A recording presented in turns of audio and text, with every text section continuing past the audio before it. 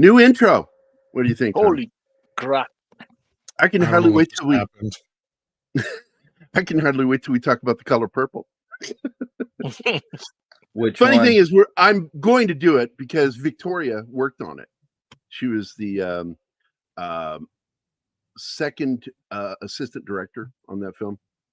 So any film she worked on, I'm going to try to do. But for you and me, we're definitely going to be covering Dragnet, because I thought you would enjoy that.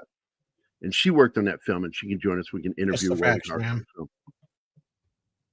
I like that movie. It's dumb, but it was fun. So, we got the chat here. Who's all here? We got Penny's here. Martin Costa Santana. Wow, we got a Martin on the show, too. We got the Comic Relief Crusader, who got invited and for some reason isn't here. Let's see. And Slasher Fred is here. Yeah, no, we're not going to do the fucking musical. Why not? Nobody with half a brain would do that. And I don't care. There were some actors in there that I respect, but I think it's stupid. Happy Saturday, nerds. Emmanuel is here. Greetings. So we're going to be talking about Beverly Hills Cop 3. It is the film that Ronnie Cox, he did an interview. It was really funny. I think it was in Variety, I think, the interview. I thought it was Hollywood Reporter, but I think it was Variety. Am I right, Tom, when they asked him why he's not in the movie, and he delivered those 4 words, I read the script. But he's not the only one missing. I don't know if he was even offered it. Well, he read the script. He must have been. But yeah, Taggart, the character, like, they just moved all his stuff over to Hector Elizondo, basically. Yeah, Hector is but do you know Which what is happened funny there? because it's basically the same thing we get in part 4, but we'll get to that. Well, when I watched it again yesterday, I really started catching echoes of what we would see in Axel F. I'm like, my God, they did so many of the same fucking things. Even though they claim it's so different. Yeah. It's not different. And their math is off, too, because this story takes place in 1993? 94? Is it 94? 94, yeah. It was 10 years after the original film. Yeah. And they even acknowledged says in the show that, yeah, it's 94. Yeah, so, like, who the fuck is the mother? Because he's, like, macking on this chick in 3. So I know, was I have really so many confounded issues by with that now, yeah. Like, how the fuck did she, if that's not her mom, how the fuck did she end up in Beverly Hills? You know, this is so fucking dumb with the third film. I got so many logic issues with that movie. But we'll get into that after we talk about Beverly Hills Cop 3, which I watched it again last night. And oh my God, that's a painful movie to watch now. I was in the Army and it came out. And I actually kind of enjoyed it at the time. But when I I just went watched it again. I have no last night, problems with it. it's the whole park thing that just bugs me.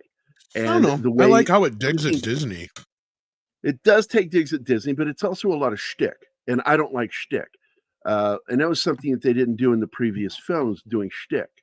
And them, you know, getting wounded, you know, at the end of the film, just and the way they interacted with their wounds, and I'm just like, what the fuck is going on here? Yeah. I'm glad I watched it again instead of relying on my memory. I enjoyed this film when I was a kid, but I hadn't seen any of the other ones. So to me, like, Axel still is like a fun character. Until you watch the other ones going, yeah, this is like way better than that first one I saw. Well, and here's the thing. Like, I will totally concede that it is a goofier, campier film. It is definitely a bit more of a John Landis film than anything. Absolutely, which is a problem for me. But that being said, the third film, regardless of whatever flaws it may have, it definitely doesn't shit all over Axel Foley the way the new movie does. I mean, Axel's in regular Axel form, at least in Beverly Hills Cop 3, in my opinion. I mean, sure, the world around him is a little goofier and stuff like that, and it's shot really flat and light. Unfortunately, that's another problem with the movie. I get it, because a lot of people like to say it looks like a TV film. Yes. But that's just because John Landis shot it like a comedy. And the problem That's was, exactly it. Eddie was depressed. He didn't want to make comedies anymore. He was at that point where this is the same year that Vampire in Brooklyn came out. Keep that in mind. Right. Like he was at that point just before the Nutty Professor and all that stuff where he hadn't quite, he was trying to get more serious roles and he wanted to be taken more seriously as an actor.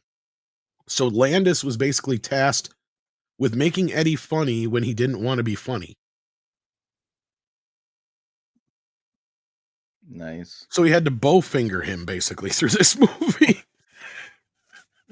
But this is one of the reasons why I feel like this movie has more weight than the fourth film right here. I mean, he loses his boss. I mean, hey, Six. Oh, hi, Six. Thank you. I'm hoping those are roses for Anima. No, it's a black cat. Oh, Anima left. Oh, she's not even here anymore. Thank you, Six. Hopefully your net just went out and she'll be back. What can we play for you, Six? What can we play? I actually get a kick out of this scene. Even the second watching, I enjoyed these guys. And then I felt like shit that. Well, it's happened one of to the them. few times they forgot, because like that's another thing that the newest film forgets, and I know we're going to keep bringing it up until we even get there, but at least they have a half a second where Eddie's halfway acting undercover here, because that's one thing that the first two films, like that's his strength, right? Is like they forgot that he's an undercover cop. That's what he does, right? I mean, we first meet him, he's trying to sell a freaking truckload of cigarettes. And then in the second film, he's running this whole scheme with, blank credit cards and stuff where he's running around in a Ferrari in a $3,000 suit, right? Like, I mean, Right. that's what he does. This is barely him going undercover. Like he comes up for 2 seconds and goes, "Is this an illegal chop shop? Yeah, I got a car out here. The bitch ain't been acting right. I'm gonna have the car chopped up." Okay, we have 2 more super chat from Six. Oh my God! Thank you, Six. This is a piece of cake. And the third one is a cone of ice cream. So I get. Oh my goodness! And a fourth one. These are He's starting peaches. to act like Christian Delorme, just I'm on a stripper pole and throwing money. Okay, so I maybe it's need to some. run. I need to run 4 videos for her. Wow. So let's start with Hey, this. here's your free cup of coffee from a lady in Rhode Island. What? And then Where's my money? You gonna give me my money? Where's my money, man? Where's the money? You pompous, stuck-up, snot-nosed, English, giant, twerp, scumbag, fuckface, dickhead, asshole! and a favorite of mine that we haven't used it in ages. Yeah, I get Before it. we begin, would you like to touch my monkey? Yeah, Now we're we really need to back up a little demonetized. bit because the shootout is interesting here. And you're right, they borrow from this character or these characters for the fourth. Well, film Ellis too. specifically, yeah, the bad guy, So- who unnecessarily got shit on by Eddie Murphy in recent interviews, and even Eddie forgot that this is the one where his boss got shot, not part 2. But yeah.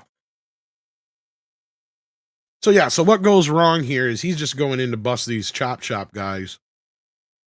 And Ellis and his guys show up from California because they hired these guys to steal the paper, or it's not really paper. And the but yeah. irony of this scene is that he just thought he was going to deal with these guys, so he called off SWAT. Exactly, yeah. So now it's It's like just they got the fucking undercover machine cop. guns. Yeah, man, they must have changed the world point of view.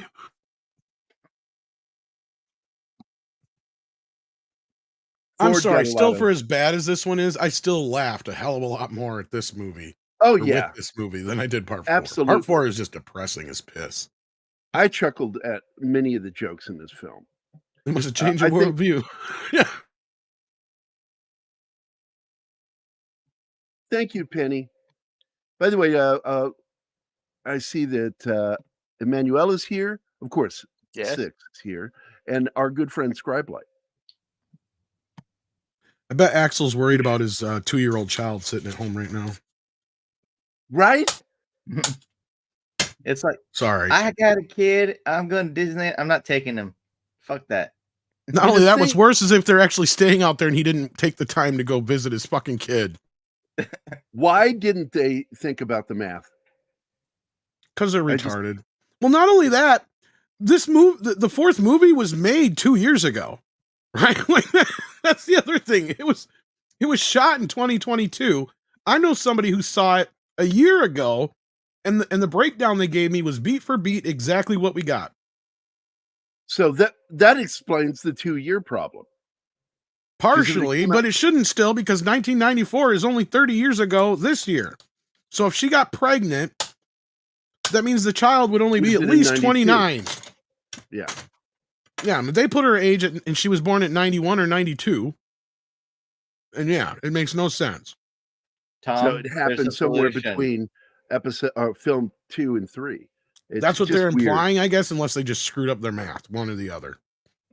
No. Because Axel's never had a love interest before part 3 either. That's the other thing that's different about. And that's the thing is, love or hate this movie, I'll at least give it credit for trying different things with Axel than the last two. Because that's one thing we loved about part 2 when we were talking about last week, is that they just didn't redo the first film. And this movie doesn't redo the first film. That's what I will give it credit for. Yeah, it's an original story. The only thing that bugs me is the setup for his captain getting killed. It's a cheap. It does lack a little bite. Yeah. It could have been done better. I agree.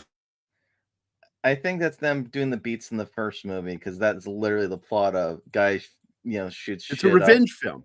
Exactly. Well, I was going to say, actually, it's more of a typical. If anything, you could accuse the boss getting killed of more of a cliche in just the action genre, period. Especially by 1994, right? Like.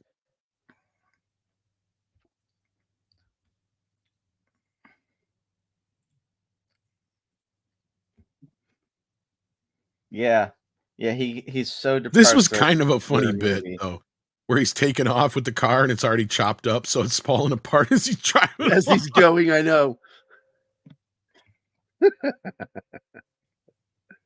Sorry, Shanatsky, you were saying something there.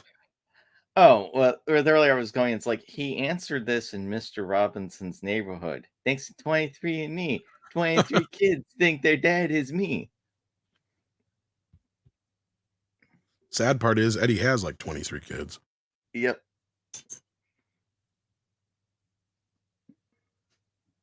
Yeah, he's a very reproductive dude.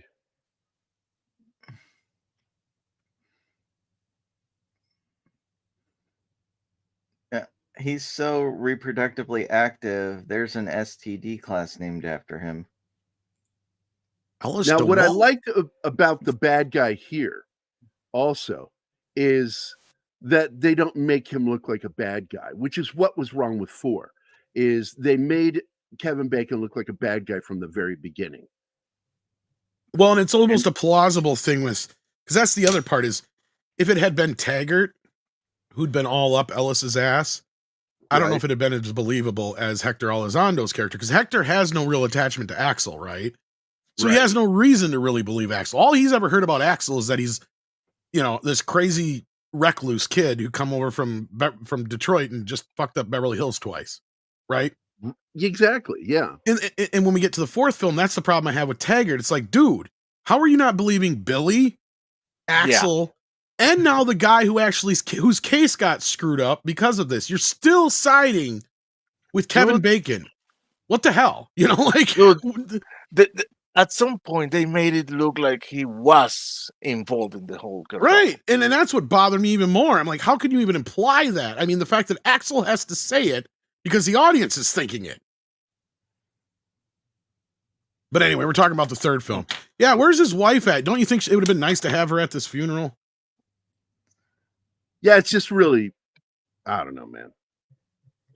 I do like this bit, though, too, where he's like, yeah, his last words were about you. I find that hard to believe. Yeah, I know, right? Yeah, and if you don't recognize his wife, the captain's wife, she was on the TV series Becker. There's Joey Travolta. Holy shit! Really? Yeah, he's in the middle. Holy shit! Wow. Yep. Yeah, you back it up, you can see him. I don't know if we see him again, but this is like the last scene he's in. Well, I'm in the movie right now. There he is. Holy shit! Balding, Yeah. just like his brother. Yeah, he's one of the Detroit cops. Yep. Eddie's really thin in this movie too. That's the other thing. Like, this is probably the thinnest he's ever been in any movie. Well, he got hammered for 48 hours film because he had put on weight. That's So, true. He did. He was a little chubby in that one, wasn't he? And Yeah, and Coming to and- America. And I think it really hit him, the criticism that he got for gaining weight. Are you on a coffee break, Axel? Go get that son of a bitch. Those were his last words. Yeah, I fucking That's- love those last words. Because that made me think, oh, he's not going to die. Oh, but they still killed him. They even avoided doing the drive-up scene in this one. I was happy about that. I'm like, good. We just get right to the beef, right? And this was the trailer for the movie, though. I'm looking for Billy Rosewood.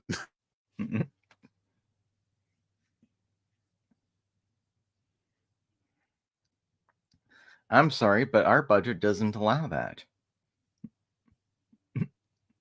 Actually, this movie had a pretty decent budget. The only reason John Ashton isn't in it is he was shooting another film. I think it was that Ralph Macchio one he did. I can't remember which one it was. It's around the same time. Which but- really sucks because I missed having him in the film. I love the character. I do too, but like looking at it now after seeing part 4, I'm glad he's not. Because like I just said, he would have been in the Hector Elizondo role and he would have been up David Ellis's ass, Ellis DeWalt's ass. And in that case, I'd have felt the same way I do about him in this one. It's like, how are you not believing your friends? What the hell are you doing? Right? Like, this guy literally said he saw him shoot his boss with his own eyes. Right? How do you not trust your friend over this DeWalt guy? Makes no sense. And then we run into the same problem with part 4. It's like, I don't give a shit how long you've known Kevin Bacon. That's all the more reason to not trust him, because Eddie sits there and keeps pointing out he's got, an expensive ass watch, expensive ass suit, and all this other shit. It's like, he ain't doing that on a cop's pay or even his private security pay. Yeah, I wholly agree with you. This is I kind of, think I they do did- like the JJ Jojo C. Yeah, I know. The whole long acronym is funny as hell. And he even has a hat for it, and it's funny as fuck. He actually still remembers what it actually is. And he said, and I saw him in it because then he's talking, because the judge is like, the only reason I remember it still is because it was so difficult to say that I had to memorize it. And he still remembers it to this day.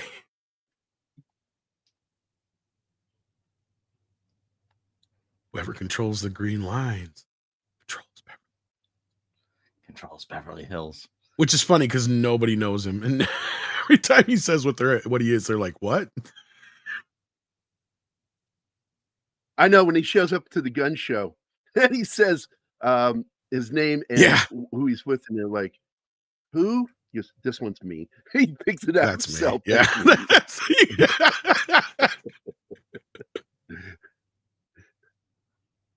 Yeah, Wonderworld. That's a terrible name for a theme park.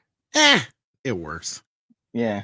And they Everybody found an remembers the actual Okie park. Dokie Shuffle, though, damn it. Okie do- Wasn't it one Yeah, of he the doesn't- Paramount parks? It was one of those closed down. And that's why we got that subway thing derailing, because that was actually there. Well, I think they shot Some of that part of this stuff at one ended of up the at Universals Universal, too. too.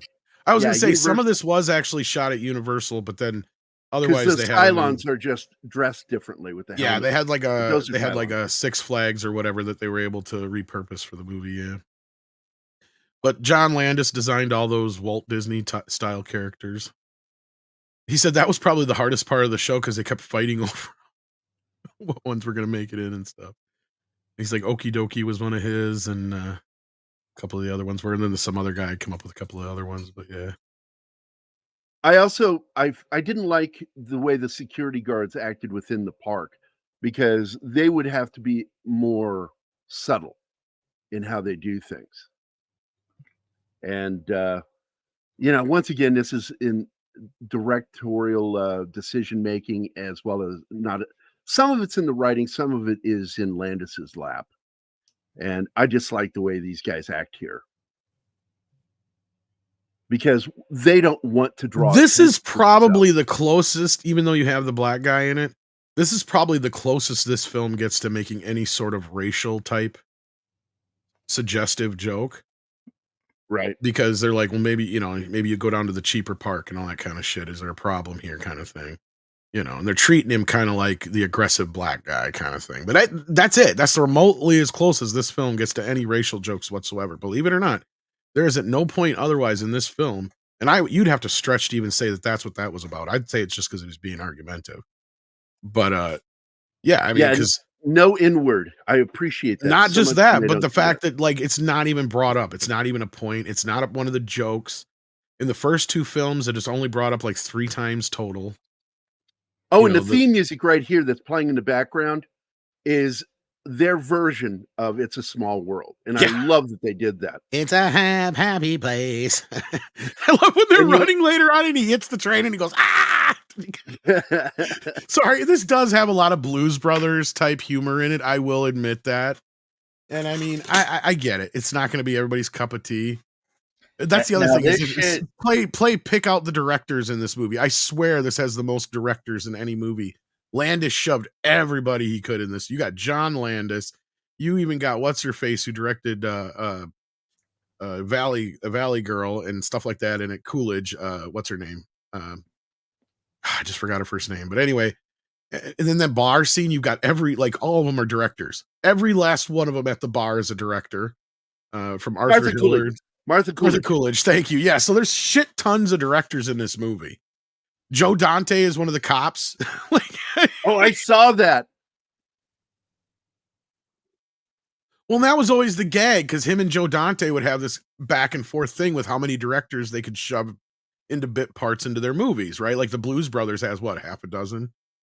Yeah, including I think Dante's in one of the second one at least, if not. But then this Ray Harryhausen in it too. Yeah, Ray Harryhausen's in this as well. Yes. Scene. Yes. Yep. Well, they're all directors at the bar. Yeah. They're all directors. It's like a fun game of picking out who's who. Yeah, John Singleton. John Singleton is in this. He's the fireman. Yep. We have this news. Yeah, that's too bad to hear that. John Landau, film producer behind such popular as James Cameron's Titanic and Avatar series, died at 60. That's young. Wow. That's just 3 years older than me, man. Jesus Christ. Now, these tunnels are basically the actual, not the Disney tunnels, obviously, but this does exist at Disneyland. That's how customers are supposed to get around so they don't destroy the illusion of the different lands. That's right. By the way, there's another great one. I don't consider him a director. I don't think he's ever directed anything. But he was the greatest collector of movie memorabilia is Forrest J. Ackerman. He's sitting right next to Harryhausen in the bar scene. Oh, is he? Okay, so he's the only one who's and I met that guy, and I just love Forey. I did a painting for him. And then he died, and I don't know whatever happened to the painting. Hey, boss. And his piece of shit son took his website down. He used to have his own personal website up. What, man? You need to run Tim's new video. Oh, is Tim here? All right. Yeah.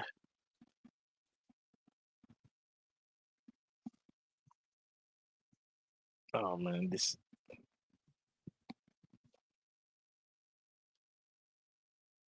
was such a filler scene. By what name are you known? There are some who call me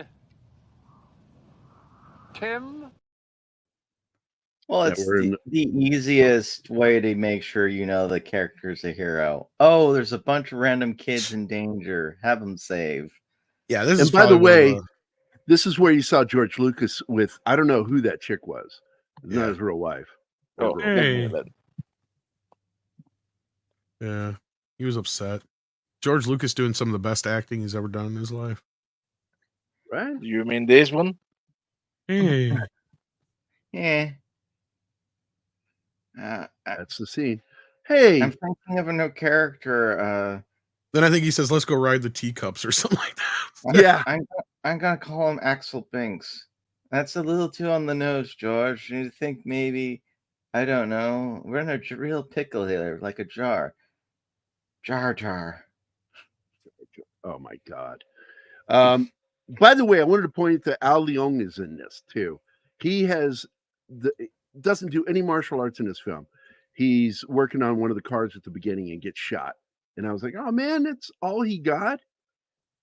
Man, I love Al. He does some great martial arts Well, action. John Landis had a lot of friends. That's the thing, man. Love him or hate him. I mean, people would just pop into his movies. And Well, I will say this, like he is a lot like Adam Sandler, likes to get his friends together to be in his movies. And he did the same thing with the Jeff Goldblum, Michelle Pfeiffer action thriller where they're got to survive the night, Into the Night. There's so many fucking cameos in that movie. It's ridiculous, including Jim Henson. I'm surprised Jim wasn't in more of movies like that. Yeah, because isn't he in the Blues Brothers or no? I know he's in one of Landis's films. I thought. Frank Oz is. Frank is, yeah, but I'm trying to remember if Spielberg is in there. I don't remember. Yeah, Spielberg's in there. Yeah, I don't think Jim Henson. Yeah, he's the clerk, the city. Yeah, that I know. And then Frank Oz even comes back in the sequel. Yeah, I love Frank Oz, man. This is probably my least favorite scene in the film. It's probably the most unnecessarily drug out scene. It's a ridiculous scene. He caused this to happen. Agree. Guys that fuck with the controls. But he shouldn't have got on this ride. I don't know what he was thinking. What's funny though is I never noticed it before. I saw it in 4K for the first time this time. We're probably past that already, but in one of the shots where Eddie's climbing on one of the arms of the octopus thingy, you can see a frozen plane in the sky, which means.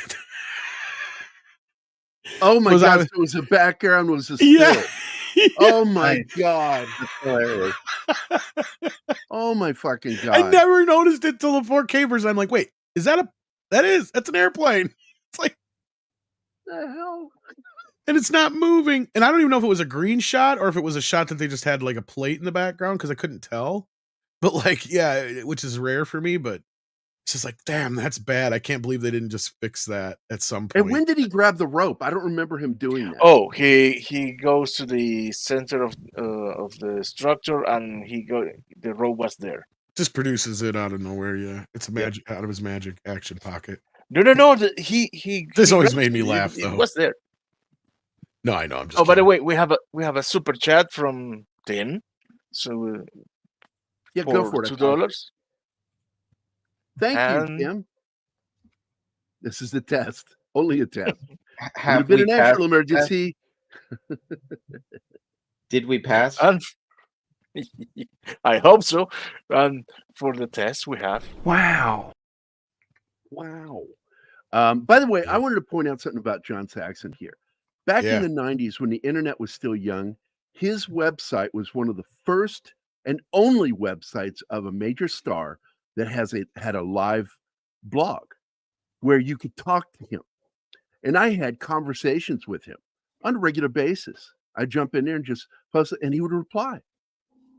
And I thought, John Saxon was a cool fucking dude, man. He really was.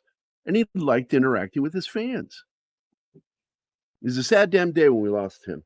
I'm glad he's in this movie too. It was a nice surprise to get him in this, and he's a sturdy veteran actor, and I mean, he kind of adds some gravitas to the bad guys in a way. Exactly. And here's what I got to point out: we don't even know he's a bad guy, right? Until the third act, and that's same thing with that FBI guy or whatever he is. Yeah, that's what I was talking about. The Fed, who's actually Secret Service, and this guy, you have no idea are in cahoots with the villain. You think that they're blind to it, unaware of it. And I was so glad they did that because it's so much better than what they did in the new film, because they make Kevin Bacon the bad guy the moment you fucking meet him. and that Well, pissed me off. And that's what bothered me is like, it's like, did nobody notice that they basically did the same exact plot with the bad guy in part Yeah. 4? Like, It's fucking ridiculous. it's almost the only thing different is the money part. Like, other than that, you just replace money for whatever it was they were drug running or whatever it was. I don't even remember now. Yes. And by the way, in the scene when Hector is driving him to the airport and he jumps out, he was whining about not getting his job and all this stuff. And I had assumed when he did that in this film that Hector, suddenly suspected Hector might be involved because of what he was saying. Yeah. His friendships and his wanting to be in league with these guys. Well- and I was like, but it didn't go there. And I'm glad because I was glad. That's Hector what I was said. doing a good Yeah. job. Cause like, if that's my understanding is that they literally just took the Taggart part and changed it into Hector's character, which you can tell, right? Yeah. But I still would have had a bigger problem like I do with the newest film with Taggart kissing Not ass believing him. Kissing and not ass believing them him. guys. Yeah. Because it's like, that's your buddy. Even though it's been 10 years only at this point, it's still Axel, right? Like you should trust him. And same thing with Billy, right? And Billy completely 100% trust Axel. So, I mean, at least he's here. Taggart would have been nice to have here, but I feel like he'd have been done dirty if that's what they would have done with his character, in my opinion. Because we kind of see that in the new film, and I'm sorry, that part made me pissed. But we'll get to that soon. But some of this is like this point. This is TV lighting. This is not movie. Yes, lighting. and I get it. It's lit like a comedy, unfortunately, and that's where Landis fucked up. Yep. Instead of trying to make it Has more Landis real, ever really made an action film though? That's the other thing too. well, he was really good. Look, I'm going to tell you, He Landis should have is shot up this on- like Werewolf is what he should have shot this like. But anyway, sorry. Well, I know that his work with Into the Night was really well done, well lit. It looked like a good movie thriller at night, and they did a fantastic job. So I'm not sure. I'm going to look to see who he hired as the DP on this because. Yeah, I don't know. A lot of times it's the DP that causes this problem. And let me go see who struck this film. Yeah, I'm not 100% on that because I get it. I totally understand how it's shot. And the music is another issue for me too. I don't know why they didn't get Harold back. They just have Nile Rodgers redoing all his themes and like 90s hip hop. Adding horns to it. Because that's what he did. Niles Just 90s loves hip hop his kind of horns. sound. Yeah, it's just. And I could almost guess that maybe not, that might be Eddie. I don't know. Because Eddie was still into his music at that time, and chances are he's probably working with Niles or something like that, and he probably wanted it. Who knows? Who knows? But all I know is that whatever happened between them, Harold has a big, huge, thorn in his paw over Beverly Hills Cop and Axel F. So I don't know what the problem is. I've never been able to find out. Yeah, he's worked with Landis on Innocent Blood. Niles also did the music for Coming to America. That might also be why. Yeah, because they were already working together on that. And the funny thing is I can't believe when this movie happened, I couldn't believe Landis was the guy who was going to direct it. Because, okay, so for those who don't know, this movie was in development hell for what, 3 to 5 years at that point. They kept changing directors, and they couldn't find. I can't even remember who the director was that was going to be on it before Landis. They even went to the original director for a while there, from the first film, Badham, or however you say his name. Or no, not Badham. Who the hell fuck was it? Jesus, I'm having a brain fart right now. Help me out. Welcome to my life. It was I'm still looking up cinematography. Give me a second, I'll go find it. Mark Molly. Oh no, that's the recent one. Mark. That's the new one. No, it was God damn it. The guy who did Midnight Run. Martin Brest. Martin Brest. Thank you. Jesus. Yeah, I mean, they even tried going to Martin Brest and getting him to come on to the third film, and I think he turned it down. So finally, Landis signed on, and how they got him to sign on, I do not know, because him and Eddie were not getting along. And that's one of the most famous stories in Hollywood history. And for the 2 or 3 people in the audience who may not know what happened was, after Coming to America, they had a falling out. No one knows exactly what it was about. They had a hell of a falling out to the point where Eddie went on live television on Arsenio Hall and said that there was more of a chance of Vic Morrow working with John Landis again than he ever would. Holy shit! You don't remember that? No, I don't. God Oh damn. yeah, that was a big deal when it happened because Eddie's like, oh, Eddie said that, and even Arsenio was like, oh shit. And that made ripples because it was like that was like the first time John Landis was half-ass canceled. Now, if you remember, he didn't make a movie then for a little bit after that. Well, And I don't know what. his career really took a tumble after Twilight Zone. Well, Coming to America was a huge hit for him, Yep. right? But him and Landis had some falling out on the set. I don't know what it was about.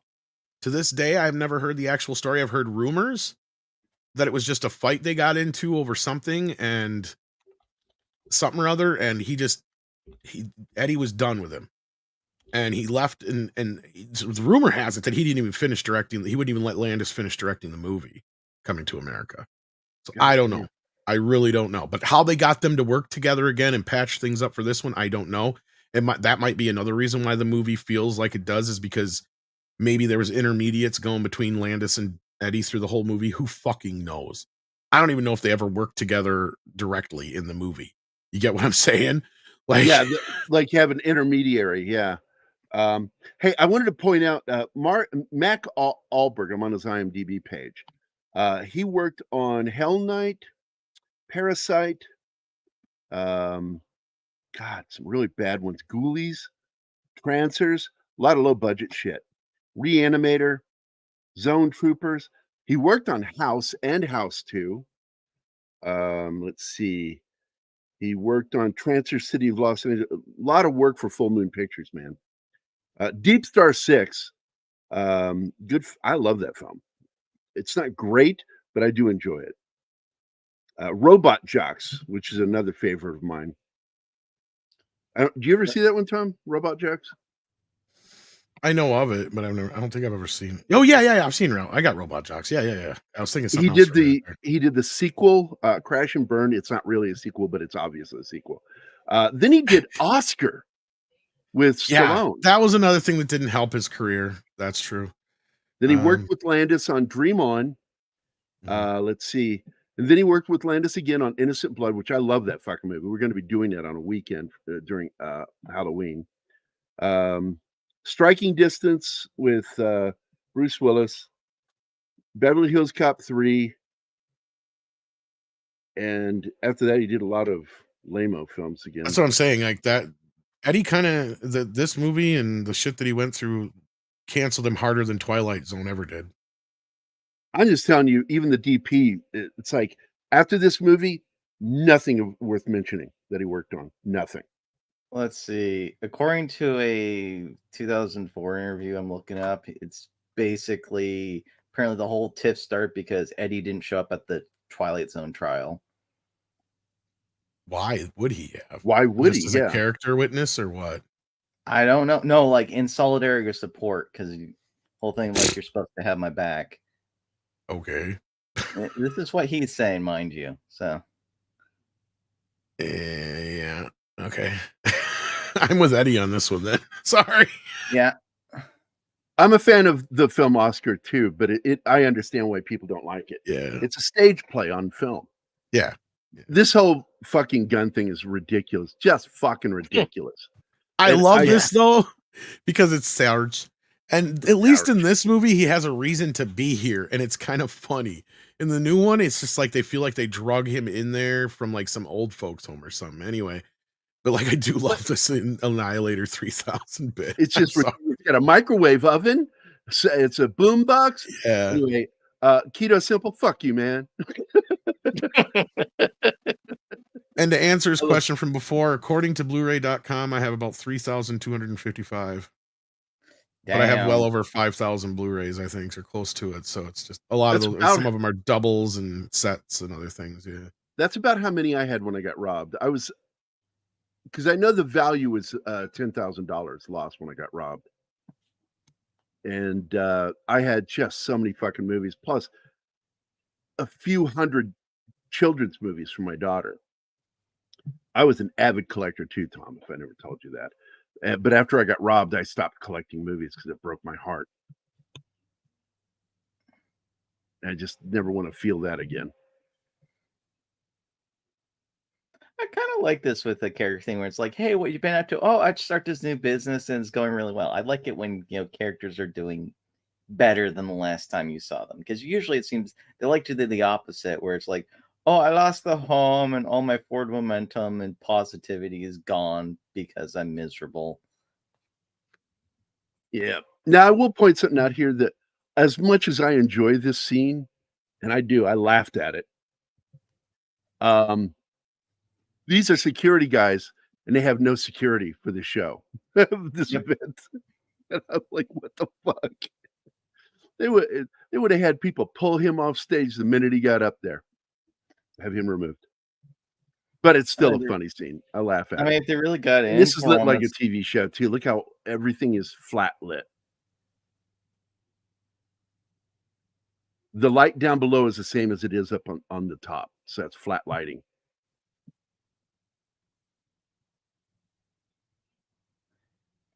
Wolverine, he's not the worst because he's in small doses. Like if he was in the entire movie, Yeah. instead of a couple scenes, that and you get into Jar Jar territory.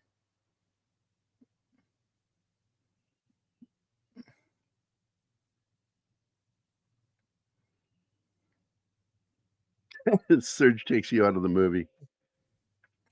I do like the line. He says, "My name is Serge, not Serge."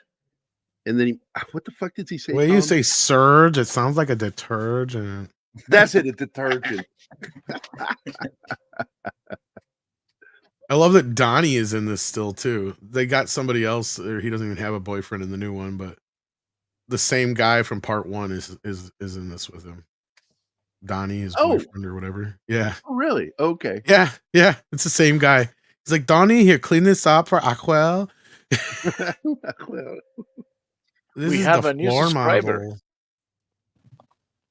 Oh, thank you, Andrew. People have been touching it and huffing on it.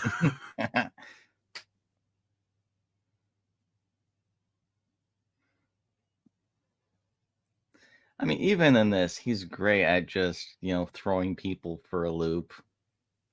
Yeah, this is a typical Axel scene right here. Yeah. Yeah, what I do like about this scene is that the bad guy here actually says something back to him. Yeah.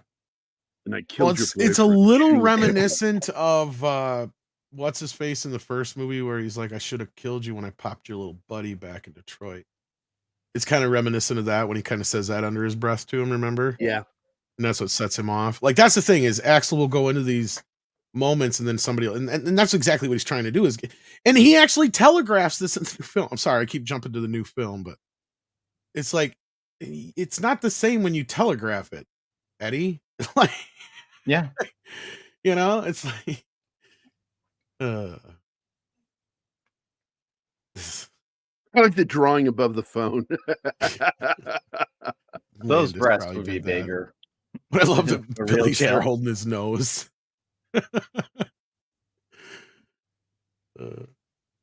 Poor Judge. I mean, at this and they point, never explained how he gets out. You they never drop find out how what? As they drop the charges and whatever, and then this guy gets him out or whatever. There's Joe Dante right there. Holy shit, that is him. Holy crap. I like this guy too. He's a Canadian actor, and he's very good. Yeah.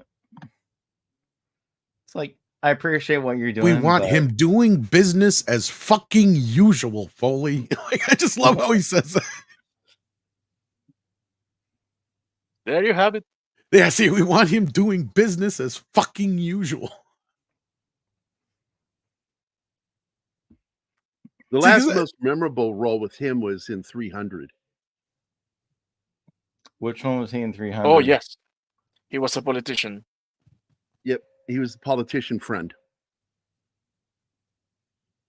to Leonidas and his wife.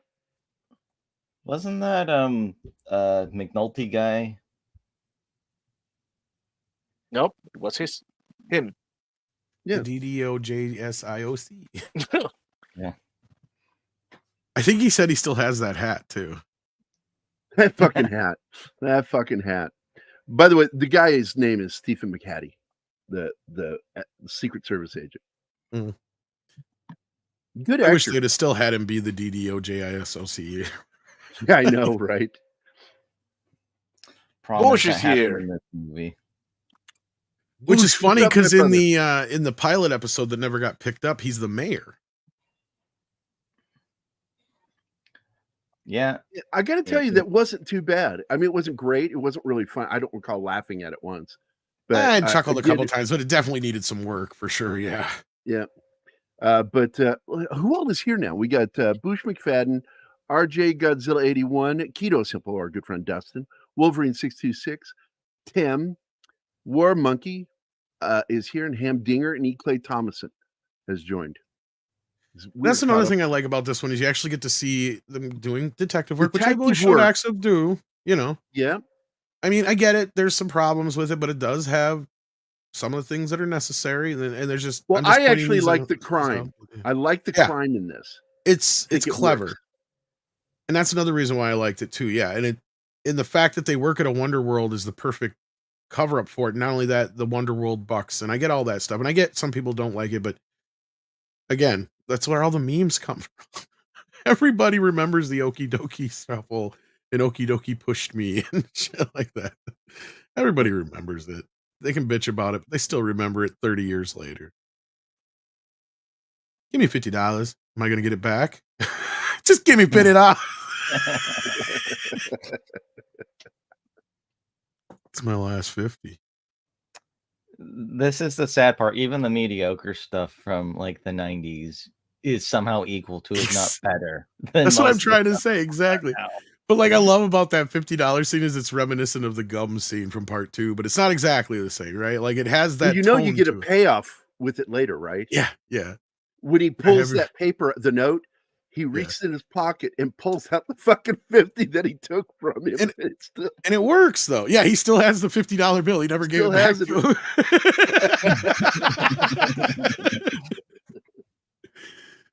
Okie dokie, okie dokie. Hey, look, kid, I'm okie dokie and I can change the moves if I want to. oh, there is? Yeah. You know about this, Tom? Oh, shit. It's technically not unrated. It's the roadshow version of the film. So it was the early premiere version they did. It's on the Blu-ray and the 4K. It's been out Yes. for a while. It's just that extended cut, basically. It's got a few added scenes into it. Yeah. This is supposedly other stuff that happens. Cast members will literally play cards, whatever, during their Yeah. brief breaks. Because shit's stressful as all hell working at Disneyland. Man, it's too bad what happened to Teresa Randall. I wish she would have been in Yeah. the Bad Boys. What happened to her? I don't know. There's rumors going around. We don't know 100% because she was in this, a bunch of other films.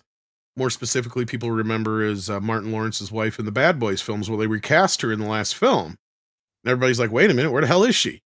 She was just in the last one. Well, and I guess they've had a hard time getting a hold of her lately. Even her manager, I guess, or whatever, hasn't been able to get a hold of her. And the last time she was spotted was at like Disneyland or something like that, in like a walker, like not looking very well, like in rough shape. So I have no idea if she's having some health issues or drug problems or what's going on with her. But the video of her did not look good. Yeah, because so, the last film they have her in is Bad Boys for Life. I was gonna say, yeah, she seemed fine in that. And I was taken completely by surprise when I went to see Bad Boys 4 and she was not in the movie. I'm like, wait a minute, that's not Martin's wife. And then they start acting like husband and wife. I'm like, wait, what's going on here? Where's his wife? Like, where's Teresa Randall? Like, what the hell? Like, yeah, no.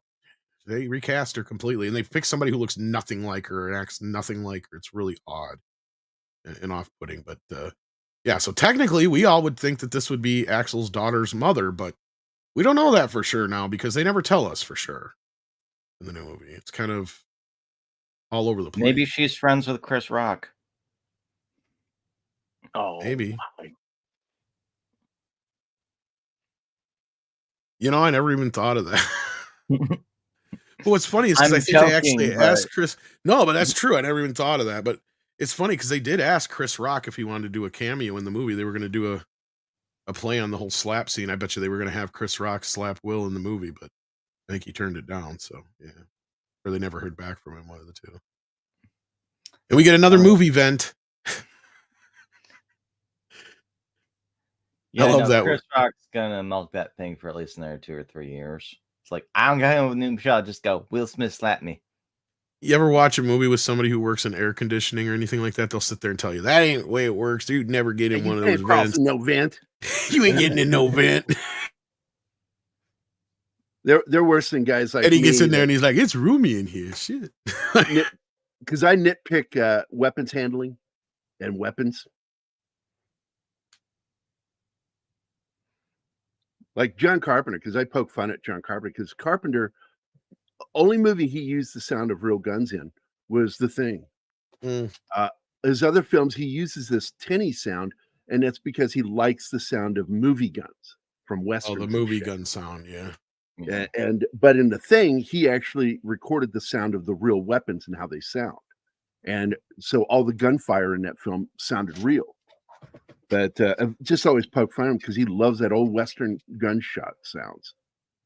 Drive me crazy. Yeah, it's like I'm looking on here. I can't find anything about what happened to her. Just like questions. That's what I mean. Over her sudden recasting and why she's just sort of disappeared. Oh wait, and like I said, there was just a video that surfaced here a couple months back of her, like I can't remember if it was Disney World or Disneyland, one of the two. And she was in like some walker thing. Yeah, like, she was caught on video wearing a Disney t-shirt or sweatshirt. And she had broke her leg or something like that too, yeah. But she was looking really frail and not too good. And they're saying that she looks strung out. Yeah. That's what I'm saying. There's been implications from people that she may have been having some kind of issues. But I guess she's historically been very secretive as far as her life goes. There's also some rumors that she was possibly having some marital issues or something like that as well. So it's very hard to say. So it's just too bad. Yeah, because she's a good actress and I liked her in, these movies. And at this point, Axel deserved a girlfriend, right? Like, I mean, like he had done 2 movies where he hadn't had one love interest at all. So if she had stuck around, the fourth one probably would have been like she gets killed, he goes on the rampage. Well, honestly, it's funny you mention that because not to get too far ahead of ourselves, but we're already an hour into this anyway. Script Doctor and I talked about the 4th film after the show Wednesday, and that was one of the scenarios we came up with that we thought would have been much better than what we had gotten. Right? Like if the whole reason for the whole thing going, because that's part of the problem with the movie is he says, I sent you all out to California because some gang was threatening to kill my family. It's like, okay, well then why didn't you have like Billy or Taggart put them in protective custody and change their names and all that kind of shit? No, they didn't do any of that. So I said, you should have had that been in a more immediate thing. You didn't even have to have Axel be a bad dad. You just have it that he's losing his edge. He's slowing down. He fucks up. These guys somehow get away. They go down to California, kill his wife, right? And that sets up that his daughter is now in danger, so he has to get down there and protect her ass. That's a much better plot. Oh, yeah. That's when people would actually... It gives you a sense of urgency, which is lacking in the film. There's no sense of urgency. Yeah, because nobody's even caring. Like, through the entire film, I'm sitting here going, Billy is kidnapped. Yes. Does anybody give a shit? Does anybody care here that Billy is missing? Could be dead. On top of that, they go to the fucking the salvage yard, the salvage yard, and where all the vehicles are, the impound. And he starts to go into a character in order to get information, and then the daughter intentionally fucking puts him on the spot. Well, tell us about that movie. And it's one of the better jokes, unfortunately. But yeah, she's working against him the entire goddamn movie. Yeah, and it's ridiculous because she supposedly cares about him too, being kidnapped. She is the reason he was kidnapped. That's the part that pissed me off more than anything in that movie. Not to get ahead of ourselves, Gerry, but when they're sitting there and she's like, "We're done here. You can leave now." And Axel's like, okay, well, then he goes back to the case and she's like, oh, that's typical you. It's like, bitch, his best friend is either missing or kidnapped or dead. And you don't seem to give a fuck. And it's your fault. If it had been well written, there should have been a character who just at one point looked at her during the turn point and was like, hey, have you tried not being a bitch? I know, right? Like they even played that scene on the Netflix thing. Like they put it up there like it's a funny scene with a scene where Eddie's trying to relate to his daughter and they do the, you know, the Mary J song or whatever. And she shuts it off on him. And she just sits there as a stoic bitch. And I'm like sitting here thinking, are you thinking this is going to help sell your movie? And I just reminded people, yeah, this is what she's like through the whole goddamn thing. Through the whole thing. Yeah, it's at no not point do they put any onus on the final mother scene. or anything like that, even though it's implied that there probably was some marital issues before they moved out to California. And it almost makes it sound like it was half her choice anyway.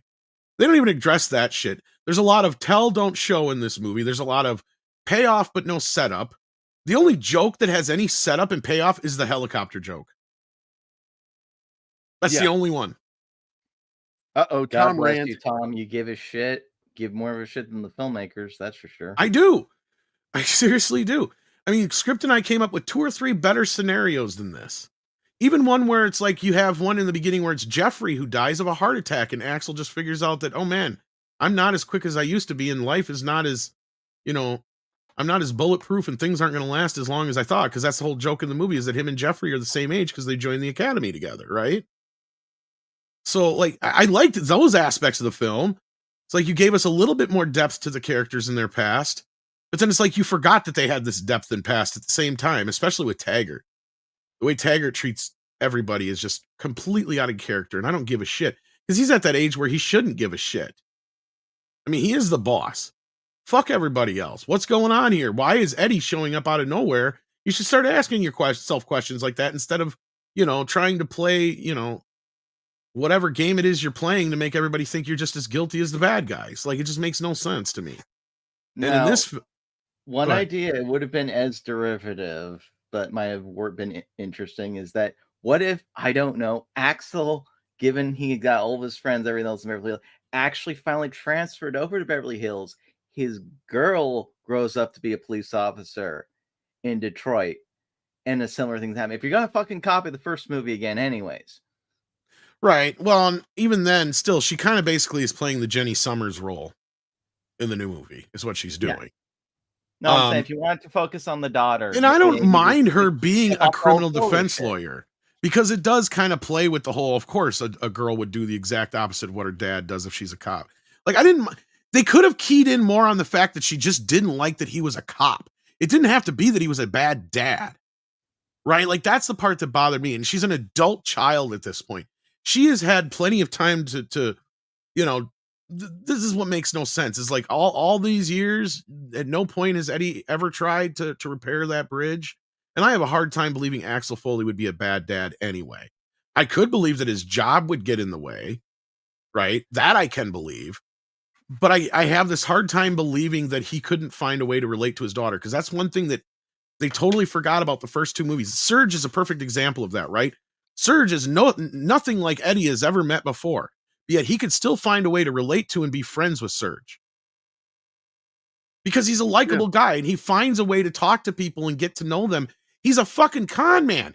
He's an undercover cop. Like, it's like they forgot these things. It's like, I'm sorry. Regardless, he would have been able to find a way to relate to his daughter. Oh, and then they try to play this whole game with her. Sorry, go ahead. I got one that, like, the reason she would be trying to earn my own as a cop. Between 3 and 4, he almost died. And so her whole thing is like, I gotta protect you from your worst nature, Dad. I'm gonna get you off the street. Right. Like, just have her being against the idea that he's a cop. Yeah. People. Like, and they can reconcile with that. And it would come from a place of love instead of fuck you, Dad. Yeah, because it doesn't have to be that you just weren't there for me my whole life. It just could be that, you know, I was scared that you were never going to come home. Right. And that's why Mom left you. You know, it could have been something like that. You know, you could still have some of those elements there. But again, you're adding the bad dad trope, especially with a black man. Right. And then you got a grown adult child where it's at this point, it's like, grow the fuck up, bitch. You're 32 years old. Quit whining. Boy, you got more daddy issues than an episode of Oprah. Jesus. That's what I was feeling like through the whole movie. It's like, is she ever going to lighten up? This is not Axel's kid. Axel's kid would have lightened up by now. Like, and she was like totally working against him. It's like, do you not realize he's trying to help you and you're doing nothing but work against him the entire way? And I just felt bad for Eddie after a while. And then they got him acting completely out of character in some parts. It's like, I'm sorry, the one that rubbed me the worst way was like, Axel would know what a good suit is. Did they forget that 2 movies ago that he was running around in a Ferrari wearing a $3,000 suit? Don't think he don't know what an expensive good suit is. So that scene where he's like, don't you like this suit? It's a $50 suit and I got it for $40. That's not Axel Foley. That's Eddie Murphy being Eddie Murphy. I mean, we're at the stage of his career where basically he's like, what were my hits? I'm going to revisit them. It's the Harrison Ford play. But it doesn't make any sense, though. That's my problem, Shinatsky, is he's not even acting with it. And that's where I don't mind 3 as much, because as much as the shit is piled on around it, at no point would I sit there and say Axel's not acting like Axel Foley. Oh, we have a super chat from Andrew Panagiotis. He's a new member. Hey. And yes, Janice is the name of the character that Teresa Randall plays here, yes. Andrew Panagiotis? Yes. And he says Janice should be Axel's ex-wife and mother of Jane. Yeah. Yep. For a moment before starting the movie, when you go to watch the movie for the first time and you are aware that there's gonna be a Axel's child, you tend to imagine that she would be the mother. Well, it's the only frame of reference we have where he's ever been with a woman. I mean, they don't ever refer to the mother by name. They don't imply that she's dead or anything, right? So, like, it just makes no sense she's not even brought into the equation. Because there could have been a lot of humor brought into, that's one of the things I didn't hate about Crystal Skull, for instance. What was the camaraderie between Indy and Marion, right? Loved seeing that we all loved seeing that old couple get back together. Now, granted, these two don't nearly have the impact on cinema history that those two had. But don't you see that there could have been some comedy ripeness between mom and dad arguing and bickering through this whole thing? Yep. Especially Axel trying to do his thing plus be a dad and a husband at the same time, or ex-husband. Yeah. It's like, Axel, did you get my kid kidnapped again? Twice, but I got her back. Exactly. There's only twice this time. Okay. For Andrew, we have this video. Hello. Hey, Brian, it's me. I got a question for you. Herbert and I are playing categories. Would you count NyQuil as a beverage? No, right? No. Yeah, not gonna fly, old man. Thanks, Brian. Oh, that is bullshit. Bullshit. Hey, Killy Chow's in the house. Yeah, I realized Serge is Q in this movie, basically. Yeah, I don't mind him in this movie. He has a purpose. He has a purpose in this film, right? Like even though as wacky as the Annihilator 2000 is, he needs the firepower to go in and take on Ellis DeWalt's team, right? So it makes sense. It's funny. They work it in as a joke. Is it in line with the rest of the Beverly Hills Cop films? Not really. I will concede that, but I mean, at the same time, I mean, it still works. This is the one that I never understood, is Billy just kind of comes out of nowhere here. Like, I don't know, unless I missed something somewhere. Or some shit. Let's like, I think or he heard it or whatever. I can't remember which. I'm sure this movie moves so fast. That's the thing. Of all the films, this movie is just boom, boom, boom, boom, boom, boom, boom, boom. Well, they said a lot was trimmed off of it. Yeah, I can see that. That we lost a lot of things in the edit. I mean, the longest sequence is the octopus ride sequence, right? Like I said, that kind of drags the movie out a little bit, even though it's an action sequence. It's just kind of, it feels stilted and shot mostly in front of a green screen. That's the problem with it. And you know what's funny is when I saw this in the theater on post in the Army, I never even noticed that was a blue screen scene. Well, I mean, you can really tell that the other guy, when it's not him, it's the stuntman, obviously, too. That's the other thing. Because the guy who's playing the stuntman is like got a much bigger build than Eddie does. Oh man, you can see the stunt guy in one when he's like throwing Jonathan Yeah. Harris over the table. Like Eddie has never been able to find a good stunt man. I don't know why. I can usually tell in almost every time it's an Eddie Murphy stunt man.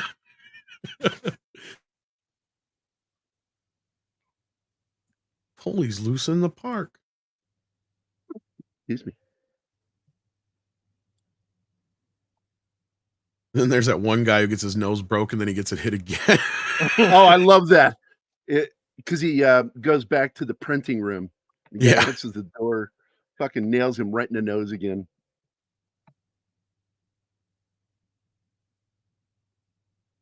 Yeah, I mean, look, I get it. When this movie came out, it was a bit of a disappointment, but just remember, it's not Vampire in Brooklyn, at least. Oh, yeah. People were like, why do you hate that movie so much? I said, because it's fucking awful. Because Eddie Murphy ruined Wes Craven's film. That's why. Yep. No, I this mean- is a good gag. He doesn't have the instructions. That's what I love about this. Yeah, I know. It's like this scene probably got the most reaction out of the theater, even though there wasn't that many people. I think it was just me and a couple other people, but in my memory, it was just me and my buddy. But I think there was a few other people because I do remember people laughing during this scene.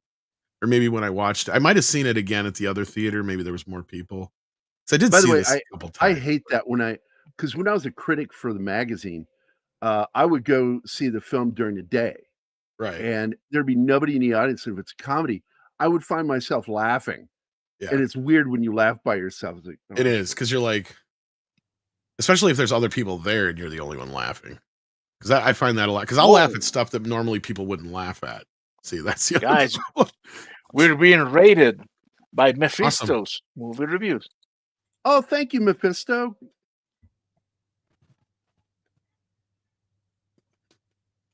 Yeah. Well, I mean, the FBI agent was kind of telegraphed in a bit, but not as nearly as much as the new film. Like Gerry was saying, this movie managed to have a little bit of mystery to it. Because, like, I didn't have so much of a problem with knowing that Kevin Bacon was the bad guy. It was just the fact that they didn't really bring anything new to the table. That was my issue. Because the first two films, we already know who the bad guy is right away. Right? Like, Right. the only real kind of mystery is in the first movie when you're not 100% sure who the guy is behind it all. But then once you figure it out, it's obvious, right? Through the rest of the movie, Eddie's giving him shit. Same thing with the second film. They figured out there's a little more mystery in the second film, but they figured it out pretty quick. Right? It's intrigue. That's the way I Yeah. like to put it. You know, It's not so much a mystery. You're right. The mystery here, though, because there was a little bit of mystery in part two because they were trying to figure out the alphabet crimes, right? Like Eddie already had an idea going into Beverly Hills, what he was looking for and what was going on. And in part 2 and 3, there's a little bit more of that. We got to uncover a mystery. We got to figure out who's behind this kind of thing. And even though Eddie knew who was behind it, in here it was more of an I got to figure out what they're doing, and that's what I liked about it. Because I mean, this is kind of an interesting idea. I don't think any other movie's ever used, and if it has, I've never seen it. Where they hijack this paper from the government and print their own money, like they're literally printing money. So I mean, I thought it was kind of clever. I did No, too. It was my favorite part of the film. Was that they it's had a smarter. plot. It's smarter than the last two movies, but that's like the one thing that's smart about this movie. Nothing with the characters. And Ellis is a devious fuck. Like just the look he gives when he shoots the boss, and then like what you were saying, Gerry, about what he says to him on stage. Yeah.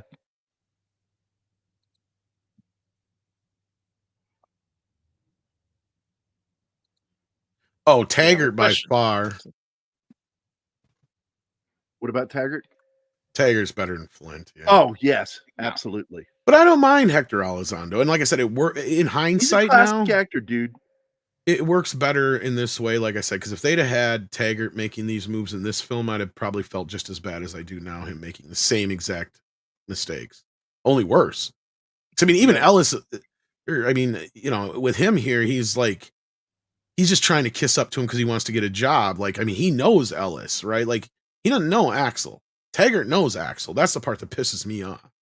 It's like, you've known him for 40 fucking years, and he's a good detective. You know he's a damn good detective, right? He's shown y'all up twice, like 3 And in times. this, they technically. said that Taggart's retired.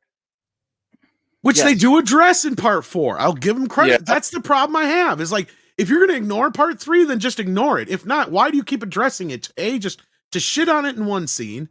And then in the Taggart scene, he says flat out, he's like, I thought you were tired. He's like, yeah, well, me and Maureen got together and I got sick and tired of hearing her whine all day or whatever it was, or gripe all day or whatever it was he said. So he went back to work is basically what he's saying. Yeah. Yep. So that's them addressing him being gone in part 3. So it's like, you've addressed it. Now you're ignoring, like, you either ignore it or you address it, one or the other. And they did. And so at which point it makes it canon, at which point, okay, so then what the fuck is the deal with the daughter? Because you're not giving us all the story we need here.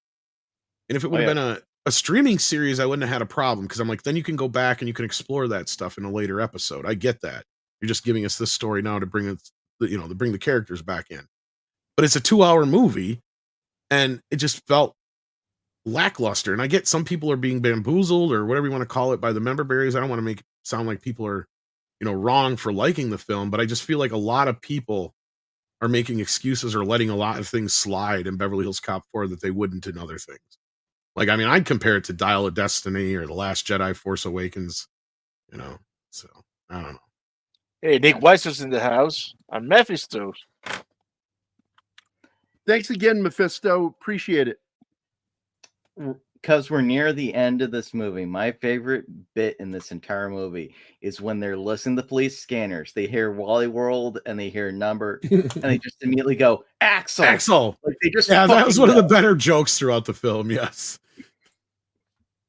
Especially when Flint forgets that he was supposed to call. That's the problem, is he forgot he was supposed to call DeWalt in the first place, right? So that's what set that whole beginning part up. Yeah. So, yeah, it's his fault.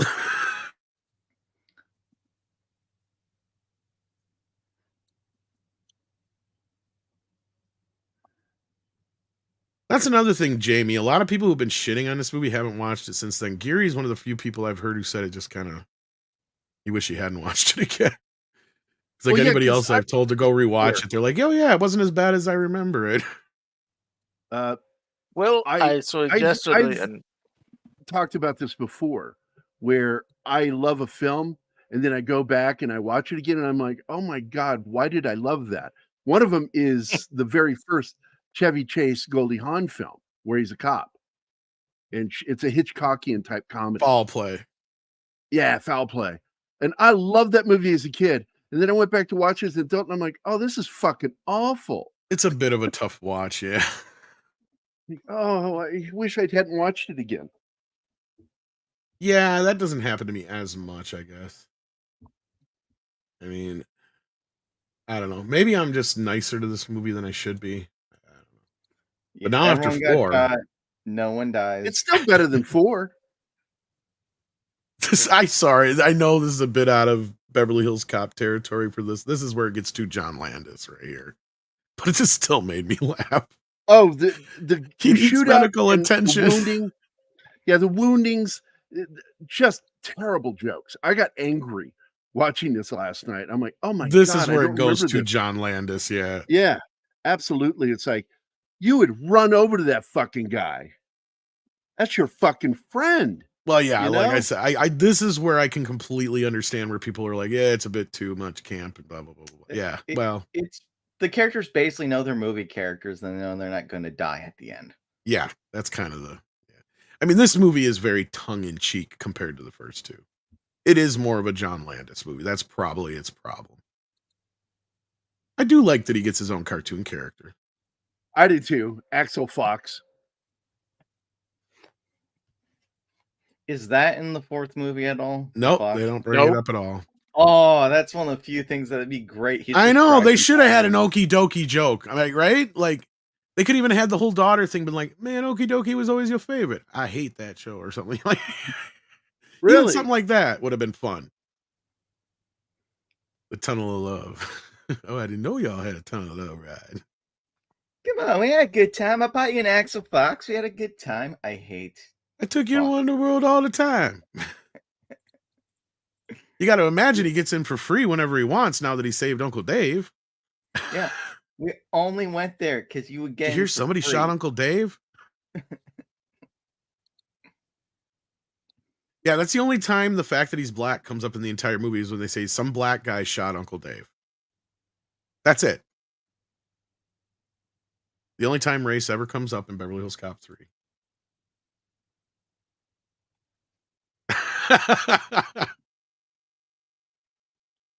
Well, he also said he's doing it. Well, I know you. Have you guys heard he's doing a Donkey movie? Donkey's getting his own movie. Oh, really? Yeah, they're doing another Shrek, and he's getting I his thought own they were Donkey gonna. movie. It seemed like they were just done with that, and I'm glad that's No. coming back. I enjoyed Let's those movies. wish. No, because of that, movie I blew guarantee up. you, because of that, I was just gonna say, yep, Last Wish, the Puss in Boots movie. Yep. So anyway, Axel F, what'd you guys think? Since we've been talking about it already for 20 minutes. Well, I enjoyed not watching it, so that's my review. I mean, the ending's not horrible. The first 20 minutes or so are okay. Then it just goes off a cliff for roughly 90 minutes. Martin told me last night that he thought that it was at least better than the third film. Yeah. Which I'm the opposite. I disagree is- still. I still think the third film's better. Plot-wise, story-wise, character-wise. Because that's the thing that I realized even more so when I was talking to script doctors, how, like I said before, like there's zero setup and payoff for a lot of the jokes. And it's not even written well. You can tell it's a first-time director. And yeah, there's enough of a story there for you to kind of latch onto, but like we don't even see one of the major plot points in the film until part of the way into the movie. And that is, let's set up this whole thing with his daughter, right? Like we should have seen that cop in the car, that whole thing. We don't get to see any of that. That's something that's a big thing that you don't really do in a movie. That's stupid. Because there's a lot of characters and events that they refer to and talk about that they don't really show you. And that's a mistake of a film. At least with this film, it's fairly self-contained. I could tell you who all the characters were, what their motivations were, what the plot was, everything about it. Part 4, I'd have a very hard time explaining a lot of the ins and outs because of how convoluted it is and how piss poor it sets up a lot of the characters. I mean, you even got Kevin Bacon, who's basically the same character as Ellis DeWalt, because he's the head of the largest private security police force in Southern California, just like him. The only difference is he doesn't work at Wonderworld and he's running drugs instead of money, right? Like that. Right. That's the only real difference there. It's changing one vice out for another vice. Yeah, there are just so many weak points in the. And after that, it's just basically the first film all over again, to the point where you have like the strip club scene is the karaoke bar. That's one of the other jokes that they didn't pay off, right? How can you keep talking about this? Because they have this joke of, did he take you to a strip club yet? And Eddie's like, oh no, he's not going to no strip club because he's dating my daughter. He's had intercourse with my daughter. That was like one of the funnier bits of the movie, right? Well, at no point do they end up at a strip club. Show, Martin, that you made. You can't set up a joke like that and then not accidentally wind up at a fucking strip club. It probably was in one of the earlier drafts because it you know what I mean? It's just one of those things. You can't do that. That's like writing 101. Like, set up and payoff, be it drama or comedy. As I said, the only joke that's set up is one of the other people I actually like in the film. That's the Joseph Gordon-Levitt character, and they set up in the beginning that he's transferring to Beverly Hills police force from L.A. and that he used to be a pilot for the helicopter in the LA police force. That's it. Okay, now that's set up for when Eddie takes him to the roof to get away after they escape. And he's like, we're going to fly the helicopter out of here. And he's like, what? He's like, yeah, you're going to fly because you're a pilot. And he's like, yeah, but I didn't tell you why I left, kind of thing. And then he find out after they already took off that he crashed the last time he flew a helicopter. That's a joke. That is how a joke works. You set up an expectation and you find a way to, make it work as a joke. That's the only time anything's ever really set up besides a strip club. And the payoff is they wind up at a karaoke gay bar ran by Luis Guzman, who's, I guess, gay. That's the joke. Very. Like, that's what I'm saying. Like, that's the joke. They handled a better gay character with Serge in the first film. Right. Because even Bronson Pinchot, if you ask him about that, he didn't really want to do it at first because he read the script and he's like, it was a typical gay character at that time. Like, it was literally just fodder for the characters to make fun of. But when I created that character and they fell in love with it, so did Eddie. And I convinced them and Eddie too, and Eddie agreed that these guys would be friends, right? Like Eddie would be charmed by this guy, and so Eddie would be nice with him, and otherwise he was just supposed to be this toss away character in a scene that they made fun of because he was gay. Because he was so flamboyantly gay. Well, now as the scene is, that's not even the main point of the scene. Everybody loves that scene because they get the fuck out of here. Like that's why everybody loves that. No, I cannot. Or if you're gonna make jokes about, you could make jokes about the fact of playing with the language of it. It's like don't call me homosexual. I do not have the same sex ever. They never bring it up. It's not a point, right? Yeah. The only time it even remotely comes close to that is when he bitches at Donnie. And he's like, Donnie, what are you doing with this? It's so animal, because he's got his shirt open or whatever. It's like, it's dirty. It's not clean. It's like, what the hell is this guy? And that was kind of the whole point, was like, this guy was like, Bronson said, he's like, he had no origin for him. He's like, I couldn't tell you where this guy comes from. He's like, he's literally every random guy you meet in one of these, boutiques that you can't tell where the fuck they're from. Like, you can't spot it. Is it Polish? Is it Danish? Is it, The original Tommy Wiseau. Right. Now, this scene that he's got up on screen is one of my favorite moments in the film. Shooter McGavin scene. That is Shooter McGavin. And even though they didn't license the character because of Netflix's relationship with Adam Sandler, I thought it was really cool that they did this.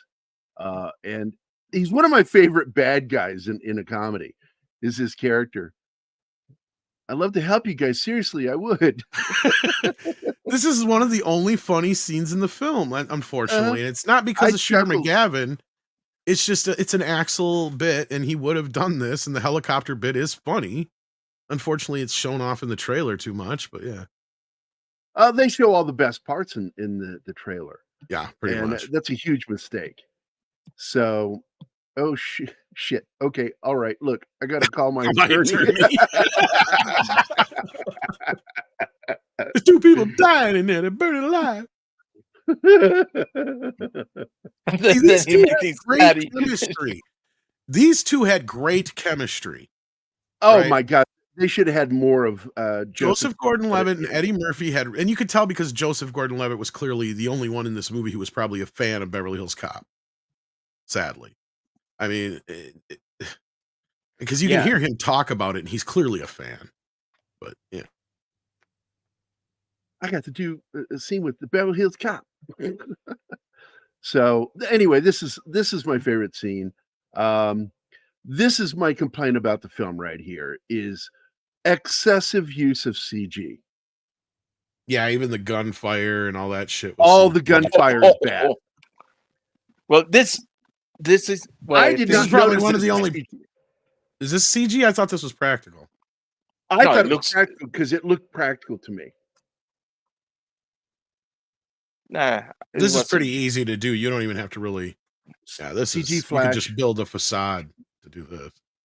Look at the muzzle flash. Yeah, the muzzle flash is horrible in the movie. Yeah, nobody even ever jerks or anything like they're shooting a gun. Nope. It looks horrible. You see the weapons move.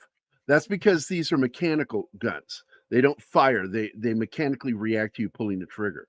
Like a toy gun would. And they act like a real gun in its movement, but it's not. And so therefore you don't get any, even with a blank, there's a slight bounce you get. And you get none of that in this. People reacting to firing a weapon. No, they're barely reacting. I noticed it too, yeah. Thanks, Baldwin.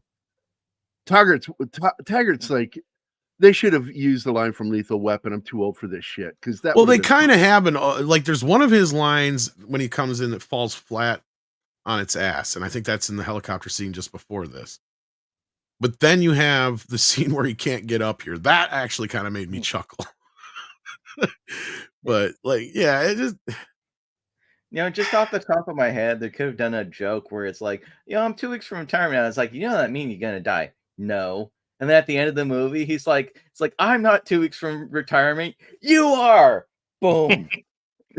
Now you see here, at least with this fake blood, this CGI blood, they made it pulverized on impact, and not this new trend of make it a liquid like Well, squirt. they that make looks it too horrible. dark.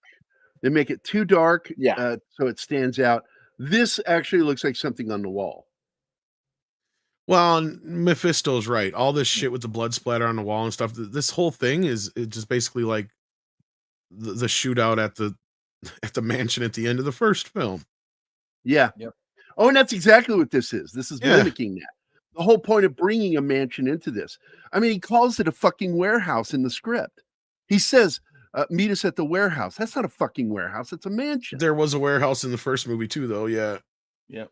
Yeah, but they show show them at the mansion, but they're calling it a Well, it warehouse. makes me wonder if there was also a warehouse that was cut out too. Just I don't know. It's just really weird. this movie does the- get choppy at points, unfortunately, even though it meanders in some points. That's what I'm saying. You can tell this was put together through several different scripts, probably 3 or 4 different scripts crammed together with another rewrite. Eddie Murphy had a lot of say over some of the shit in this movie. He's one of the producers on top of it all. I'm sure they got Bruckheimer back, but I don't know how much say he had over this film, because I can't believe that they just didn't get the guys who did Bad Boys and 3 and 4 to come in and make this movie. They were originally supposed to. Yeah, they were originally supposed to, and Because at least they understood the dynamic better of fathers and things like that. And at least I didn't feel like Will Smith was being shat on in Bad Boys. I don't know 4, what he whether you means think here. he believed it or TFA. yeah, the Force What does it mean? Awakens. Force Awakens. Oh, We're the being Force suckered Awakens, and sorry, bamboozled by the same movie and the member berries and Yep. yeah, and getting to see our people. Sure, yes, granted, this movie does actually put our team back together on screen. It's literally the last scene in the film, but Yeah, it's like Judge Reinhold is like in the opening and in the last act, and it's like we didn't even go to find out if he was alive. You know, they should have had a scene inserted there. no, we don't know showing he's him- kidnapped until they see him in through that window. We see him through that window. Yeah. They should have shown a scene where he's like being beaten. He says, "When my friends find me, man." They should have Yeah. had a scene like that. But oh well, just Uh, shoulda, woulda, coulda. Yeah, the bad guy was lying. That's true about the warehouse thing because Jeffrey had to do the GPS thing, but it just felt really convoluted and weird. Why would he lie? And that's the other thing. Memory sticks are so stupid. You can make 1 million copies. You could just have how do you know it's the memory stick? What? Where did they get? How do you know he doesn't have it stored on a cloud somewhere? Yeah, most people are smart enough to hide it on the That's cloud. why I'm saying, like, using technology in this way in a movie is so stupid. And at this point, what difference does it make if he's got a video or not? There's more than enough witnesses that this motherfucker's dirty as shit. Like, you don't even need the video anymore by the time you get to the last third. Like, that's the part that pissed me off more than anything is I'm standing there watching a movie or sitting there watching a movie and you got Taggart standing there outside of the police station with a helicopter and Eddie and his officer in it being shot at by Kevin Bacon over people. At that point, you know what Taggart should have done? Pulled his fucking gun and killed Kevin Bacon. Yeah. Because he's clearly about to cause an accident that could kill several people. And for what reason? I don't give a shit if Eddie is an escaped fucking prisoner at that point. He hasn't been charged with anything. They stole a helicopter, but he's with another officer who works there. So the whole thing is really convoluted and stupid. So you're like, obviously you should pull your gun and shoot that motherfucker because he's trying to kill all these people. Like, what the hell? He's gone nuts. That's the second one for today, Penny. He's had 2 rants. Well, I haven't love been that. able to rant much about this movie because not very many people have seen it, and I can see why. But it's just like, look, a lot of people love Star Wars and all that kind of stuff, and I like Star Wars a lot. I used to like it more than I do now. Beverly Hills Cop was one of those things I grew up on. That, like, I mean, I had to find a theater to go see Beverly Hills Cop 3 in because it was not in the local theater. That's how big of a fan I was. I had to drive and find, it's like, and I went to see fucking Vampire in Brooklyn and shit. I was a huge Eddie Murphy fan growing up. I went Well, to see it too. And When I was a so kid, there was no disappointed. bigger star in the U.S., man. I mean, like, You had Harrison Ford and Eddie Murphy were the two biggest stars. the only reason Harrison followed by Ford Stallone high and up Arnold. exactly, and the only reason Harrison Ford is up there above Eddie Murphy as far as box office has everything to do with that he had 2 Star Wars movies that came out in the 80s, right? Because otherwise, Eddie Murphy is the top box office king of the 1980s. If you don't count the fact that Harrison Ford was in 2 Star Wars movies. And you know, Indiana Jones is what made That's him a the other star. reason. Exactly. That's the other reason he's got the top spots. Because But- he was kind of a star, but the minute Indiana Jones happened and it exploded, that was when he Eddie cinched has more being a movie diversity star. though. Like, because otherwise, yeah, you're right. Because Harrison Ford, the only other big hit he had in the 80s probably would be like Witness Which it and wasn't. Presumed Innocent. It wasn't. You know, It was. like- It made its money, but Yeah. what it was the first time he would get a serious Oscar.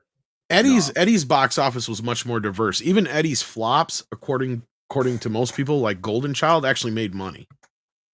It did very well at the box office, just wasn't received well. But I mean, you look at the other hits he had besides Beverly Hills Cop 1 and 2. He had Coming to America. He had Trading Places. He had, all those films that 48 Hours. I mean, that's quite diverse for, not just milking one franchise over and over and over again. And he had other films in between those too. Some didn't do very well. Some did better than others. You get to this point though, he had come off of, Coming to America was probably his next biggest hit after the Beverly Hills Cop franchise. And then from there, he went to do, like Distinguished Gentleman and a couple other movies that just didn't hit well. Boomerang. Right? Boomerang didn't hit well. It was a good film. It was received well by critics. Boomerang was, but it didn't do nothing much at the box office. And it was kind of out of his, it was a comedy, but it was a romantic comedy. So it wasn't quite in his wheelhouse at that time. It was his first time not doing an action film. And then his big thing was he did Harlem Nights. And that was a huge snafu. And it should have worked because you had Richard Pryor, Red Fox, and Eddie Murphy in the same goddamn movie. And how it's not funny is beyond me. It's like, I don't know what Eddie did there. Yeah, it's such a weird film. I love the poster for it more than anything. I like the premise. I like, the idea of what Eddie was trying to do, but something fell apart in the execution of it all. And it could be under who directed that? Eddie. That's why. That's what I'm saying. That was his debut, and it was just a mess. It was, didn't work out well. So then he's coming off of that. So that's what Beverly Hills Cop 3 was him licking his wounds, saying, I got to go do something. And especially after another 48 Hours didn't work out quite as well as he was hoping as well. Of course, that movie we could have a discussion on because I didn't even know until more recently that there's like a whole nother cut, another 48 Hours. There's a whole nother Walter Hiller cut. Or Walter Hill cut that didn't get to see the light of day. So the version we got in theaters is kind of the compromised cut between Paramount, Eddie, and Walter, where there's a much better film, I guess, out there somewheres that's never been I'd love seen. to see that because I'm a big fan of Walter Hill. And a lot of people don't know this. And I keep saying this, like, he was the script doctor for Alien. And he also... Well, wasn't he supposed to direct it originally? That was one of the options. And he was going to direct it, but he couldn't get the studio to sign off on it with him as director, I thought was the deal. He did something like that. Yeah. But here's the thing is he actually kind of helped manage Ridley Scott, which is why Ridley Scott directing it turned out so fucking well. Because I remember, and then there was Dan O'Bannon was the other, or maybe I'm thinking of Dan O'Bannon was supposed to direct. Yeah, Dan O'Bannon and Ron That's Shusett. Yeah. And I remember now Dan O'Bannon's wife was talking about Dan being so pissed that the studio just wouldn't let him direct. And when they were going to let him direct or whatever, they wouldn't let him use Geiger's designs. And then when Scott came on board, it rubbed him the wrong way that Scott just went like, well, of course we're going to use Geiger's designs. And then the studio kissed his ass on it. I remember hearing that story from his wife. Yeah. Like that really bugged him. It's such a, we should probably talk about it on one of our Saturdays, Alien, especially with the new film coming out. And because there is a deep dive on that film that I've wanted to do for a long time. Because well, that's where Scott gets so much credit for that movie, and the only credit I'll give Scott for that movie is that he got it made. He didn't actually make it. If that makes sense. Right. Yep. Because Walter Hill's the one who wrangled him in the film, And Dan O'Bannon and Walter Hill it's more their film. You're right. Yes. So, and of course, there were points of contention with O'Bannon and Shusett between him and Ridley too. And I was made aware of it because I used to chat every once in a while over the phone with Shusett, and he would tell me all these stories about things, how they were banned from the set twice from not Alien, mind you, but from Total Recall, and then eventually that other film with Anthony Hopkins and I think Emilio Estevez. I can't remember who was in that. And Mick Jagger, the sci-fi film they did. Oh yes. Free Jack. Yes. Free Jack. And they had problems where the director was banning him from the set. And the same thing with Total Recall. And I think there's a rumor that I heard some of that shit with Alien too. I'll look it up and see if I can find any of that. But Shusett, one of the last times I talked to him, told me this great story. He said, we began writing Alien when O'Bannon had separated from his wife and was living in my wife's in my basement. And he says he would be up all night working. And my wife got so frustrated because she'd wash the dishes before bed and come out and there'd be dirty dishes in the sink again. And he says he basically was a fucking troll living in their basement. I don't know if you guys ever seen it, but there's an old 50s movie called, it's one of the inspirations for Alien. And it was a it monster was. movie. It was a B There monster are several movie. inspirations. The space vampire film shot over in Italy. Well, speaking of like writers that worked on things and didn't quite get their due or whatever, I don't know if you know or not. It's somewhat known, but the more recently deceased Robert Towne actually worked on a screenplay for Beverly Hills Cop 3 at one point. Oh, wow! Yeah, his scenario would team Eddie Murphy up with Sir Sean Connery as a Scotland Yard detective. Ooh, that would have been good. Oh, that sounds like it would with be another amazing. counterpart played by John Cleese. The concept was scrapped though, and this would be the storyline that was used in Black Rain that we were talking about last week. Aha. So there's your. Oh god, that sounds fucking amazing. Japanese Hill Cop or some shit like that. Well, that version took place in London, but yeah. Well, if you go back even before Fatal Beauty and go to Burglar with Whoopi Goldberg, that was another very Eddie Murphy style comedy. I mean, hell, I wish they has one of my favorite lines from Bobcat Goldthwait when he's being questioned by John Goodman and his partner in the film. He says, "You're just hassling me because how did he phrase it? I can't remember, but basically he's inferring that he's a black guy, and they're white cops." And John Goodman goes, "You're white," and he goes, "Oh, hold that against me too." Well, and I didn't know this. Sorry. What's that? Alan Young, the guy that plays Uncle Dave. Yeah. He does the voice of Scrooge McDuck. Yeah. I didn't know that. I did. Alan Young was best known for Mr. Ed series. Yeah, that I knew. That I knew. But I had no idea he did the voice of Uncle Scrooge. I just remembered something. The voice of Mr. Ed was a famous Western actor, Buck something. I'm looking it up right now. I forgot. And this was not known for years who did the voice. Alan Buck Lane. That's who it was. Great Western movie star. Was the voice of Mr. Ed. And he kept it a secret for the first 2 seasons. And then he demanded to be put in the credits. Mm-hmm. And then the studio says, how about if we just pay you more money? And so he took more money so that his name would be kept off the show. Well, and I guess would spoil it. Another idea for a third film came from Brandon Tartikoff, of all people, who suggested who suggested they cross over Crocodile Dundee with Beverly Hills Cop. But Paramount rejected that idea. Yeah. I don't know how I'd feel about that. Because Brandon, I mean, he was a writer. Don't get me wrong. Brandon Mhm. was a writer, but he was more of a TV guy. And I just don't know, man. The control panel from one of the rides is actually from the Towering Inferno. I don't know what part of the Towering I see Inferno. him more as an executive. The part of the fire so- alarm panel, it says here.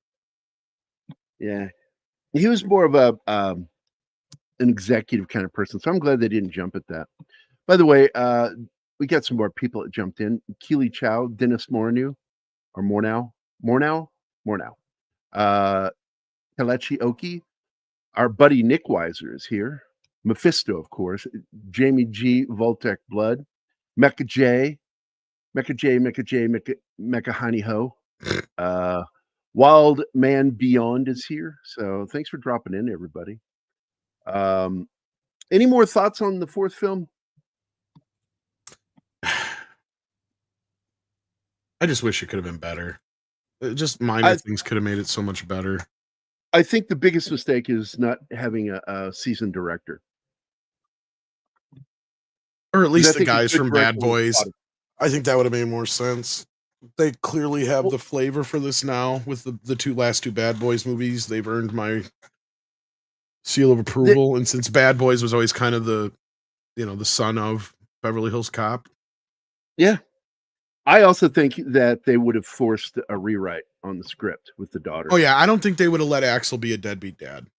I think they would have recognized that that's not the kind of, especially considering he's a black guy. I mean, that's just such a trope, and it's unnecessary. It's a racist trope. Yeah, I agree. Yeah, I mean, it didn't even have to be that old of a kid. I mean, you could have had him an even young. Like I thought it was handled much better in the pilot with the son.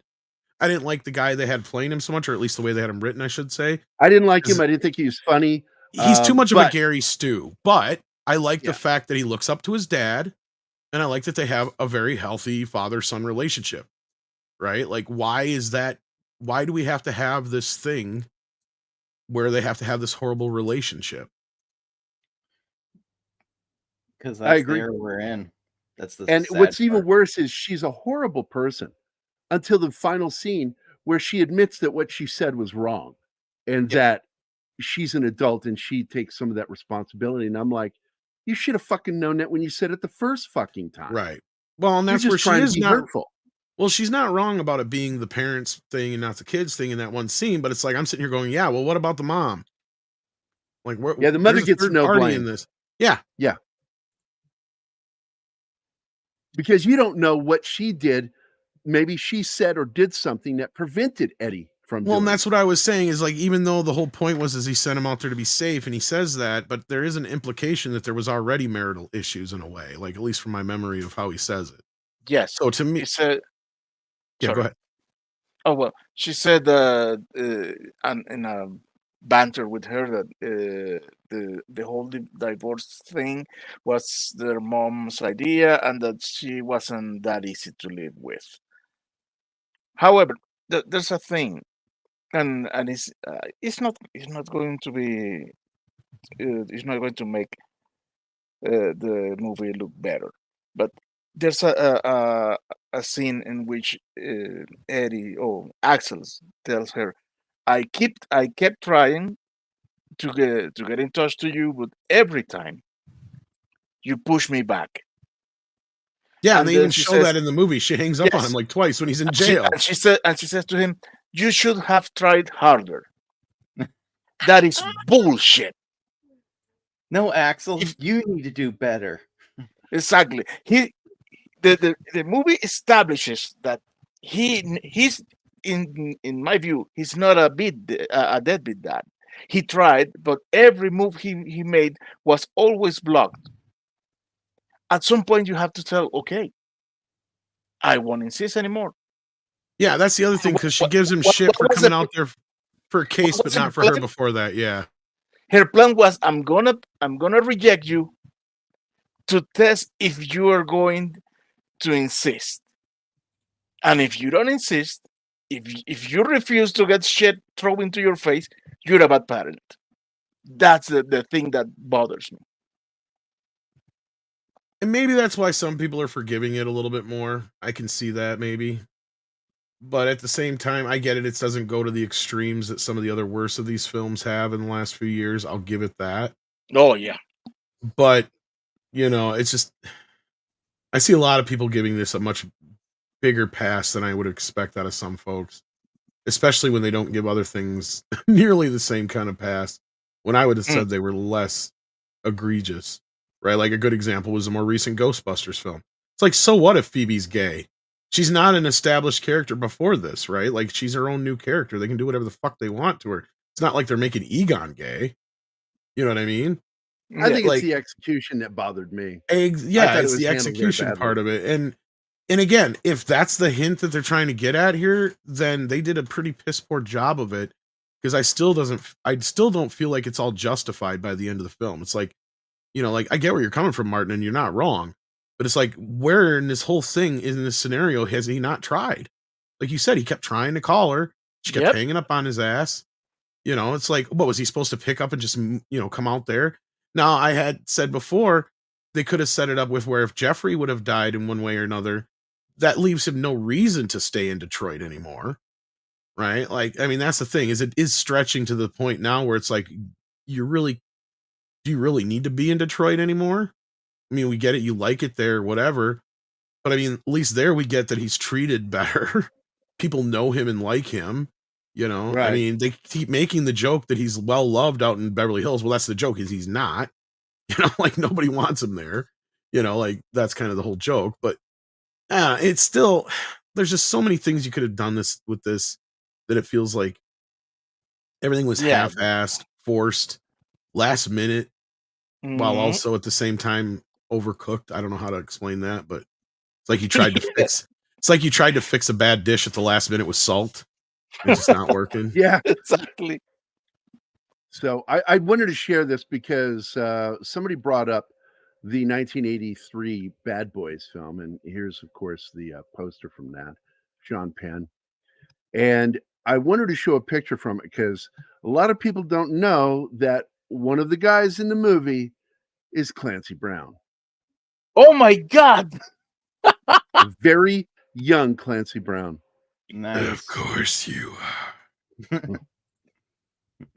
So, but anyway, I just wanted to share it because that was brought up in the chat. Yeah, I think it's probably time though we wrap this up here soon. Yes. Oh, man. Last year, Fred brought that up. So right here. And let me get to Mephisto's comment. Gordon Levitt was good, and I love the Shooter McGavin cameo. Yeah. And I pulled a Gerry by coming through the back door. That'll teach you. That'll teach you. Hope you learned something from that. I want to thank Six for all of her little super stickers today. Anima, again, for your membership for 23 months. Let's see. Tim with his $2 super chat. And Andrew Pangiakis. It sounds Greek. It sounds Greek. A little. $2 super sticker. For I'm sure I his, butchered comment. his name. Pangioitis. Sounds like a condition. Idiotis. I think we all have made a horrible use of that name. I think we butchered it quite enough. Thank you. Yes. So we are going to end the show here. Tom and I, that was a fun show today, man. I love talking about Beverly Hills Cop, man. It's really one of my favorite franchises. And I just wish the fourth film had been done with a little more love. That's all. I think it would have been so much better if they had done that. And I'm assuming you agree with that too. Probably. Yeah. Clancy Brown with gray hair. Yeah, it's kind of weird. He's Greek. He is Greek. Okay. Huh. We are not that dumb. I'm not racist. So I picked that up. I took care of a gentleman when I worked at a nursing home. His name was Christos Kotsadimos. I'll never forget that, man. I've got some fucked up funny stories about that guy I should tell sometime. He's dead now, so it's okay. God, he was so awesome. Anyway, that's it, guys. We'll be back again in a couple weeks with something else. When is Alien coming out, Tom? The new Alien. Is it August, I think? Yeah, we'll figure it out. And then I'll try to schedule that film to be Alien, because I think that'd be a good one. That or Aliens, whatever you want to do. I leave it up to you to decide on which Either one. or is fine, or we can do both. Because it's August 16th. supposedly a direct sequel to Alien and a kind of prequel Yeah. to Aliens. So, and it pays homage to both films. So I AKA kinda like rips that. them off. We'll So, see. I anyway- hope it's good, but yeah. The only thing that will make Romulus worth watching is they got as many people as they could that worked on the original. So the sets and everything look great. The Mhm. characters, I have no idea. Right. Before we hit the final credits, I owe a video for that breach. So here it is, and then we'll do the outro. I'll talk to you guys later. Have a good day. Open your back door, baby. Loosen your hinges, I'll show you my key.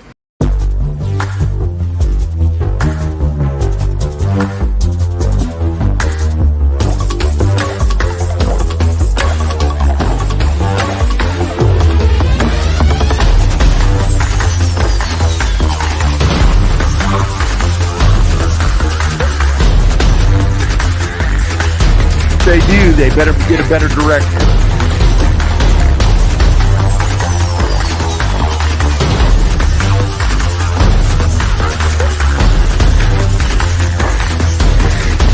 Have a great weekend, everybody.